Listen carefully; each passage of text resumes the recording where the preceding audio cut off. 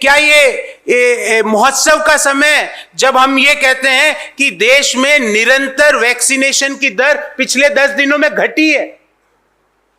You will be surprised to know in last 10 days the average vaccination per day got reduced. निरंतर आपकी vaccination per day की जो रफ्तार है वो कम हो रही है और आप यहां पे महोत्सव मना रहे हो।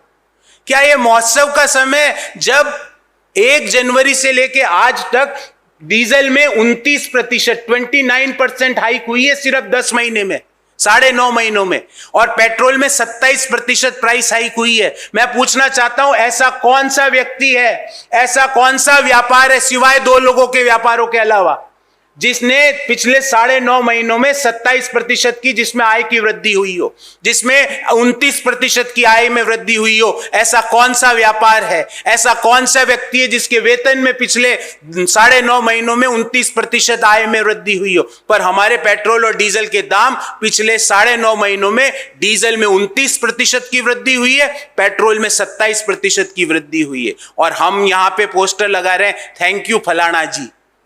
किसके लिए थैंक यू? क्या आपने हमारे ऊपर पेट्रोल और डीजल के दाम बढ़ा के जो हमारे को कष्ट दिया है वो भी त्योहारी मौसम में, उसके लिए थैंक यू बोले? किसके लिए थैंक यू बोले? क्या हम इसलिए थैंक यू बोले कि 50% भारत की जनसंख्या को एक भी डोज नहीं लगा है? क्या इसके लिए थैंक यू बोले? क्या इसके लिए थैंक यू बोले कि 10 महीने हो गए वैक्सीनेशन को चालू हुए, मात्र 21% देश के लोगों को डबल वैक्सीनेशन लगा है? क्या इसके लिए थैंक यू बोले? किसके लिए बोले? और आज माननीय प्रधानमंत्री जी ने अपने ताली थाली इवेंट को जस्टिफाई किया। मुझे तो लगा था कि कोई भी विवेकशील प्रधानमंत्री, कोई भी विवेकशील व्यक्ति जिसने गलत काम किया है उसको महात्मा गांधी जी के अनुसार उसको क्षमा याचना करनी चाहिए। नीम हकीम खतराए जान, अर्थात half knowledge is always dangerous. क्योंकि प्रधानमंत्री जी जब डाटा पे बात करते हैं, जब कोई इश्यू पे बात करते हैं, तो master in entire political science है तो पॉलिटिकल साइंस पे तो बात कर सकते हैं। मास्टर इन इवेंटोलॉजी है तो उस पे तो बात की जा सकती है उनके द्वारा। मास्टर्स इन वस्त्रोलॉजी है जिसमें वस्त्र देख के आदमी का चरित्र पहचानने की उनमें कला है, उस पे वो बात कर सकते हैं। पर जब वो एक बहुत ही इंपॉर्टेंट सेंसिटिव इश्यू जो कि कोरोना का वैक्सीनेशन है उस पे बात करते हैं, तो उनसे और उनके ऑफिस से देश ये अपेक्षा करता है कि पूरी जानकारी और सही जानकारी देश के समक्ष रखे। प्रधानमंत्री जी ने कहा कि देश में पहली बार वैक्सीन बने हैं।